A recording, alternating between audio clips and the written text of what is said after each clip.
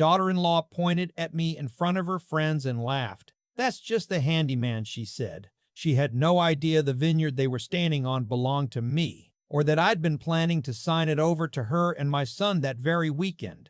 What happened next changed everything. Before we get into it, if stories like this resonate with you, hit subscribe and drop a comment telling me where you're watching from. I read every single one. The vines were just starting to show their first tender growth of the season when the cars pulled up the gravel drive. May in the Willamette Valley does something to a person. The air smells like rain and earth, and something just beyond the edge of memory. I was crouched between two rows of Pinot Noir, checking the shoot growth on a trellis wire I'd noticed was sagging the day before. My hands were dirty. My jeans had a tear at the knee from where I'd caught them on a fence post earlier that morning. I had a worn duck's cap on my head that my wife, Carol, had given me probably 15 years ago. The brim soft and faded from 1,000 mornings just like that one. I heard the cars before I saw them, 3 of them coming faster than people should on a private gravel road. My son Nathan was in the first one. His wife Brooke was in the passenger seat. Behind them came 2 more vehicles I didn't recognize, filled with people I'd never met. I stood slowly and watched them park near the tasting room. Nathan climbed out first, sunglasses on, looking relaxed in a way he only does when he wants something. Brooke stepped out in a dress that was completely wrong for a vineyard. White, expensive looking, the kind of thing you wear to a rooftop bar in Portland, not to walk between rows of vines in May mud. She had 3 friends with her. 2 women, 1 man, all of them in their early 30s, all of them with the same particular energy, that practiced carelessness of people who spent a lot of time performing wealth in social settings. I raised a hand to wave. Nathan saw me and gave a small, embarrassed wave back. He said something to Brooke that I couldn't hear. She glanced my direction, then looked away and said something that made her friends laugh. I kept walking toward them, pulling off my work gloves as I went. "Hey, Dad." Nathan gave me a quick hug. He was doing that thing with his jaw, the tight set I recognized from when he was a teenager and didn't want to be somewhere. "Didn't know you'd be out in the rows today." "Where else would I be?" I said. Brooke was already guiding her friends toward the tasting room porch. She glanced back over her shoulder. "The handyman said he'd open it up for us," she said to her friend, loud enough that I heard it clearly. I stopped walking. The handyman. I stood there for a moment with my work gloves in my hand and let that settle. Nathan cleared his throat. "She just means—" "I know what she means," I said quietly. I looked at him. He looked at the ground. Here's the thing about Brooke. I tried with her. I genuinely had. When Nathan brought her home to meet me 3 years ago, I cooked dinner. I poured good wine, a 2018 estate reserve I'd been saving, and I asked her questions about her life because I wanted to know her. She was smart. She was funny in a sharp-edged way. She had strong opinions and wasn't shy about them, which I actually respected. But from the beginning, there was something in the way she looked at me, or more precisely, the way she looked past me, that told me she'd already formed a conclusion and wasn't interested in revising it. I lived modestly.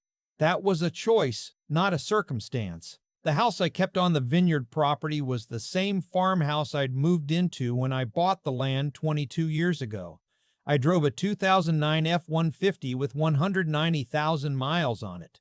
I wore work clothes because I worked.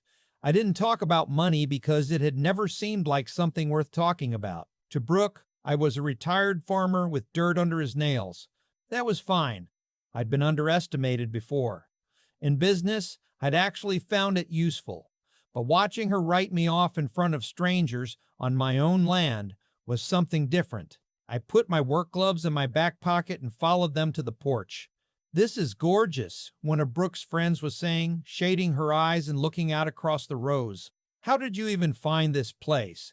"Nathan's family has some connection to it," Brooke said, in that particular tone that meant connection was doing a lot of work as a word, like I was a distant relative of the actual owners, like there was some complicated backstory she didn't have time to explain.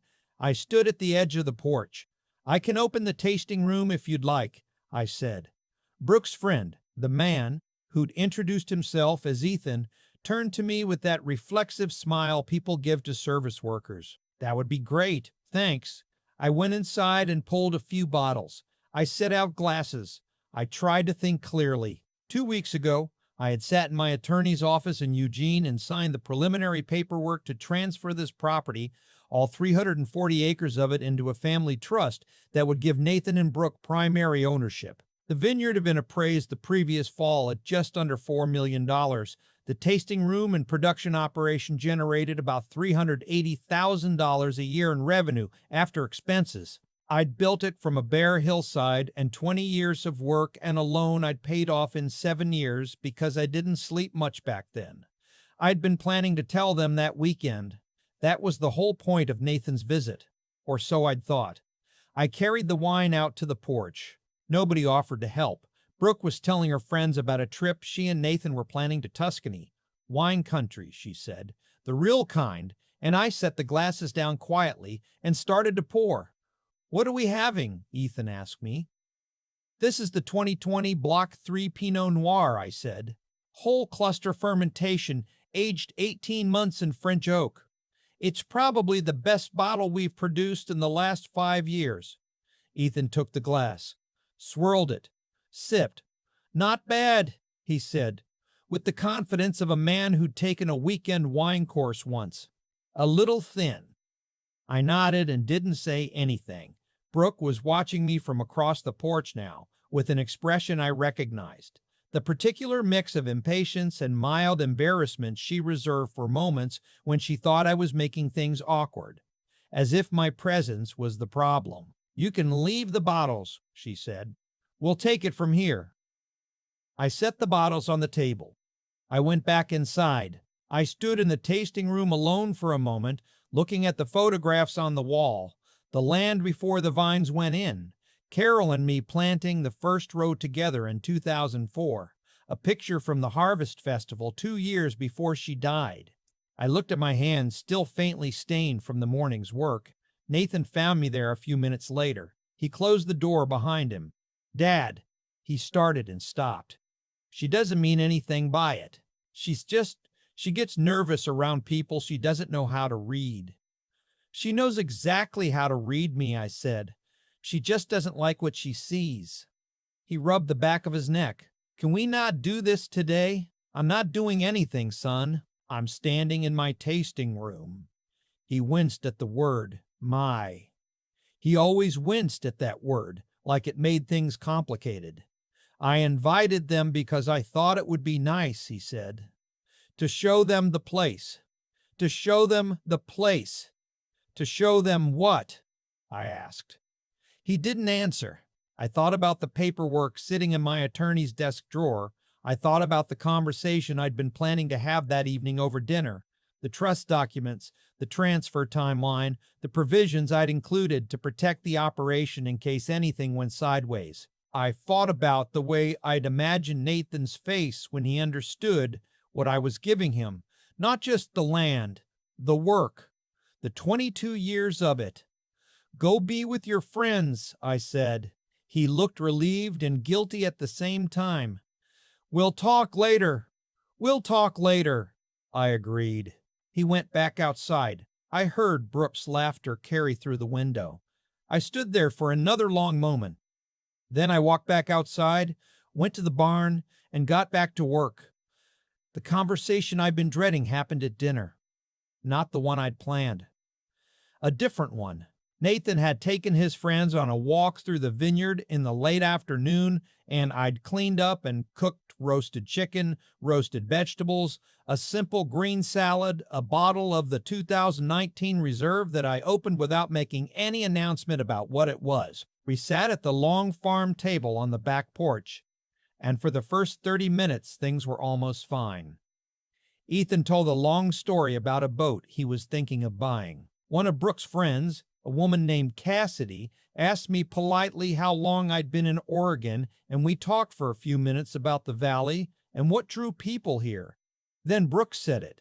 She'd had 2 full glasses of wine by then and was in that particular state of looseness that either makes people generous or makes them honest about what they actually think. In her case, it was the latter.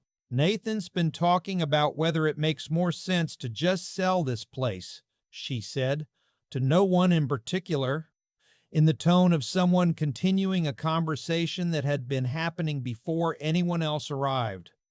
Put the money in real estate in Portland, something that actually appreciates. The table went a little quiet. Nathan looked at his plate. This land has appreciated, I said mildly. 22 years ago, I paid $800,000 for it. It appraised for just under $4 million last fall. Brooke turned to me as if just remembering I was there. Sure, but vineyards are work intensive. You need someone who can manage the operation day to day. Nathan has his career. I have mine. She shrugged. It's not really a practical inheritance. There was that word, inheritance. She was already spending the money from something that hadn't been given yet. And the workers? I asked. I kept my voice even. The people who've been here for years. Farm operations get consolidated all the time, Ethan offered helpfully. It's just business. I looked at Nathan. He was still looking at his plate. Here's what I want you to understand about that moment. It wasn't the money that made my chest tighten. I'd made money before. I'd also lost it, rebuilt it, invested it, and come to a place in my life where it was mostly just a number with some responsibilities attached. What made something hard and cold settle into my sternum was the realization that my son had been having this conversation with his wife for some time, probably while I was out checking trellises, probably while I was in the barn, probably while I was in the kitchen cooking chicken, for people who were busy deciding what to do with my life's work, and he had not said a word to me about it. Sell it for what exactly? I said. Brooke tilted her head. The land value, the buildings, there might be a buyer interested in the brand too, depending on, this is my home, I said, not loud, not heated, just a fact. A pause. I know that, Brooke said, and she had the grace to look slightly uncomfortable. But eventually, you won't be farming this forever. No, I agreed. I won't. I set my fork down. I looked at my son. Nathan, I said, how long have you been planning to sell this property? The table was very quiet now. Even Ethan had stopped talking. Nathan looked up finally. His face was doing something complicated. We've just been discussing options. For the future, nothing's decided. The preliminary trust paperwork is sitting in Alan Mercer's office in Eugene, I said. I was going to show it to you tonight. I've been planning for about 8 months to transfer this property into a trust that gives you primary operational control and eventual full ownership, with provisions to protect the workers and maintain the agricultural use. I paused. I see now that we had different plans for this conversation. The silence that followed had a specific quality. I've been in enough business meetings to recognize it. The silence of people realizing they've miscalculated badly. Brooke set her wine glass down. You were going to give us the vineyard. I was considering it, yes. The whole thing. 340 acres, the production facility, the tasting room, the brand, and the equipment, all of it. Nathan's face had gone a particular shade that I can only describe as stricken. Brooke's friend Cassidy had found something very interesting to look at in her water glass. Brooke started. She stopped. I didn't realize. That's clear, I said. We didn't know the extent of what I had. I asked, of what I'd built? No. I understand. I tend not to talk about it. Nathan finally spoke. His voice was tight. Dad, we can explain. You don't have to explain, I said. I meant it. I understand completely. You were making plans based on what you knew, and what you knew about me was incomplete. I looked at Brooke. I do want to ask you something, though. She nodded carefully. If you'd known this morning that you were standing on $4 million of land that your father-in-law was planning to hand to you, would you have introduced me to your friends as the handyman? The porch was very quiet. Somewhere out in the dark, a barn owl called once and fell silent. Brooke's face went through several things in quick succession. To her credit, she didn't immediately pivot to denial. She looked at the table. "No," she said finally. "I wouldn't have." "That's what I thought," I said. I picked up my fork. I ate. I let the silence sit. It was Cassidy, of all people, who finally said something. "Mr. I'm sorry, I don't know your last name." "Garrett," I said. "Thomas Garrett. Mr. Garrett, I'm sorry. I think we all... I'm sorry." I nodded at her.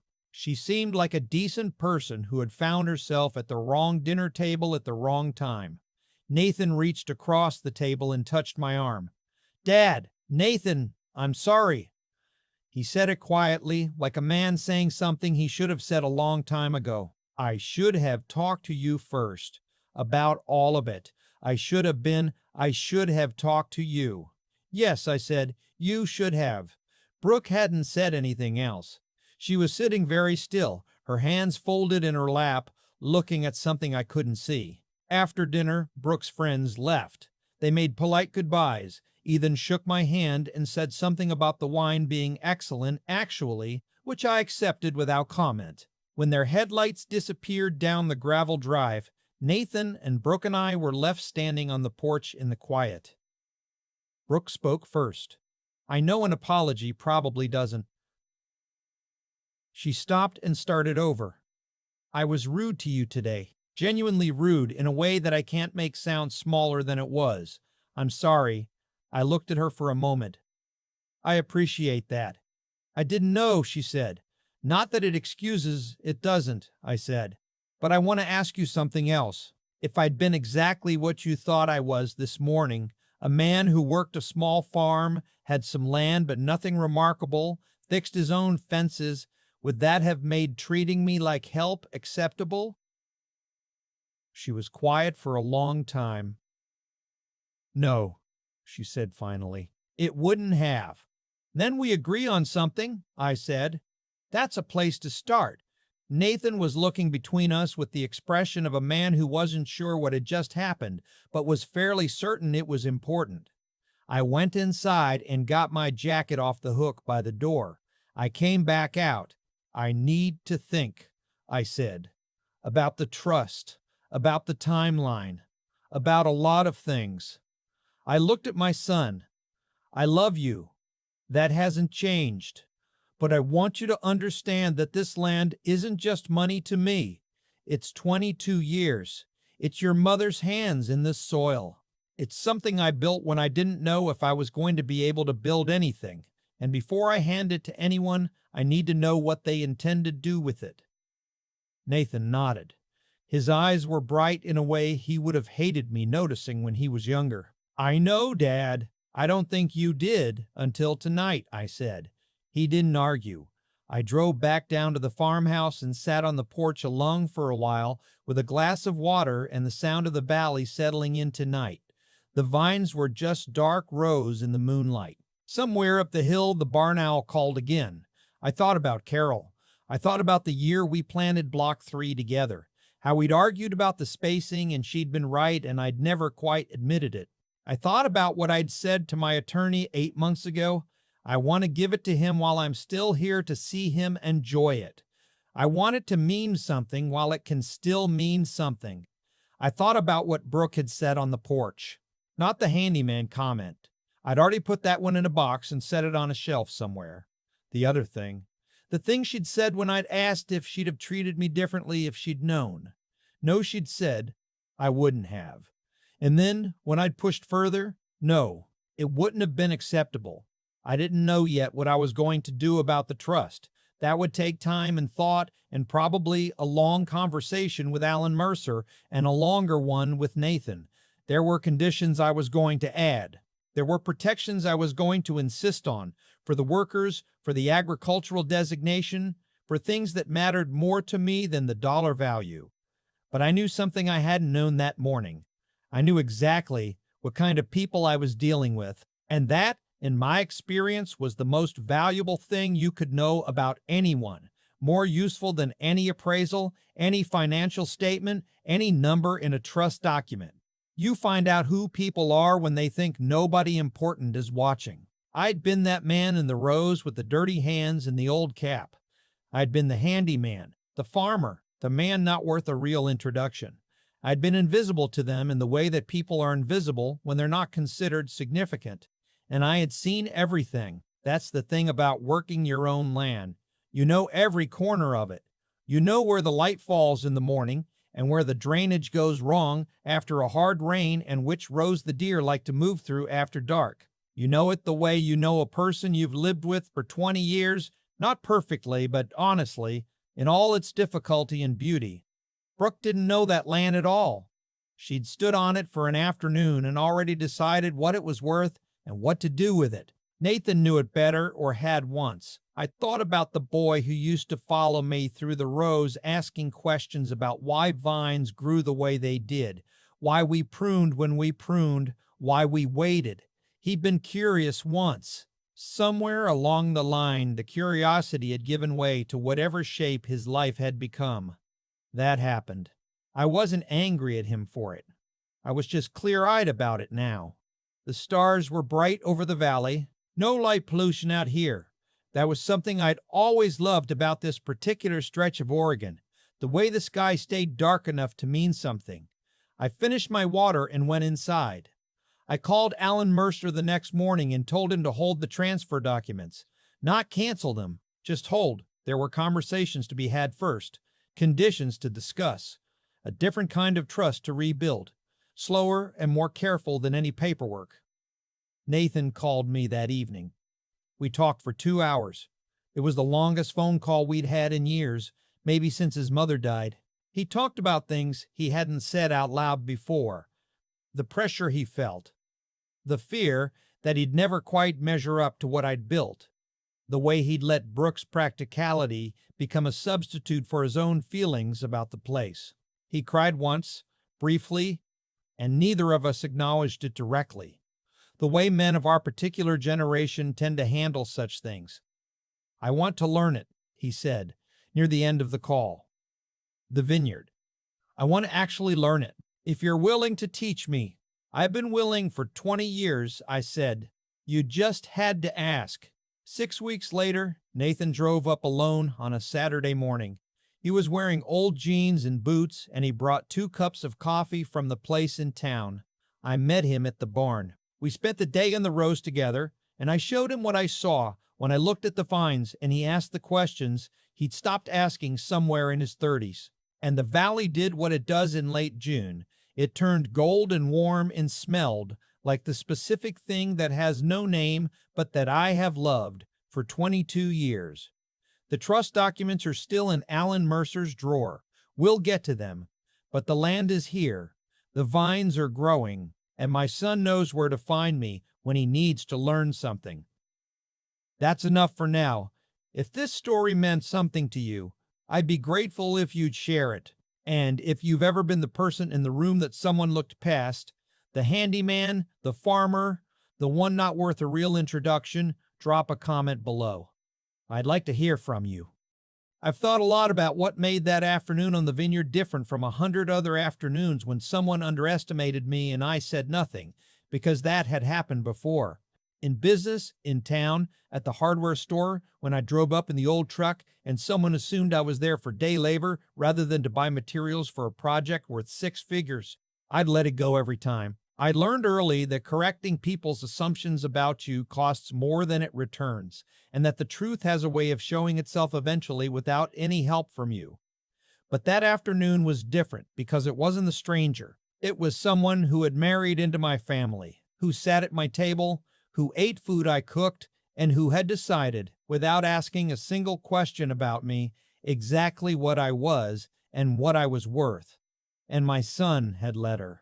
That was the part that stayed with me long after Brooke's apology, long after Cassidy's quiet, sorry, long after Nathan's 2-hour phone call. Not the insult itself, but the silence around it. What I came to understand, sitting alone on that porch with the barn owl calling across the dark valley, is that the people who dismiss you without curiosity are telling you something precise and important about their character, not about yours, about theirs.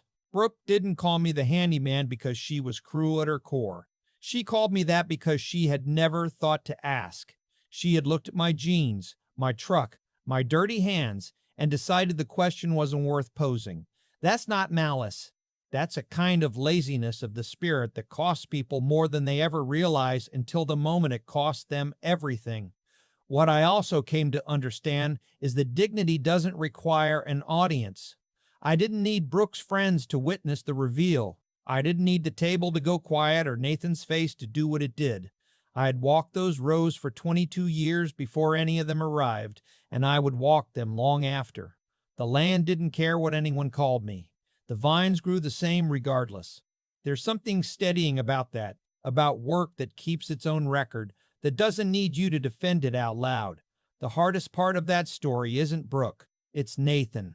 Because Nathan knew who I was and chose, for whatever combination of reasons, comfort, avoidance, love, to stay quiet while his wife reduced me in front of strangers on my own land. And that kind of quiet has a cost too, not to me in the end, to him, to who he was becoming without noticing. The call we had 6 weeks later, 2 hours of things he'd been carrying without saying, that mattered more to me than any document in Alan Mercer's drawer. That was worth more than the land. I'm not ready to say everything is resolved. That would be too clean for something this tangled. But Nathan was here last Saturday in old boots with coffee, asking real questions, staying until the light changed. That's not nothing. That might be everything. The trust documents are still on hold. They'll move when the time is right. What I know now that I didn't know at the start of that May morning is this. The most valuable asset you can hold on to is a clear understanding of who people are when they think the stakes are low. That clarity is worth more than $4 million. It's worth more than any gift you could sign over on paper. It shapes every decision that comes after. And I'd rather know the truth standing in my rows with dirty hands than be flattered at a dinner table by people who only see what they think I'm worth.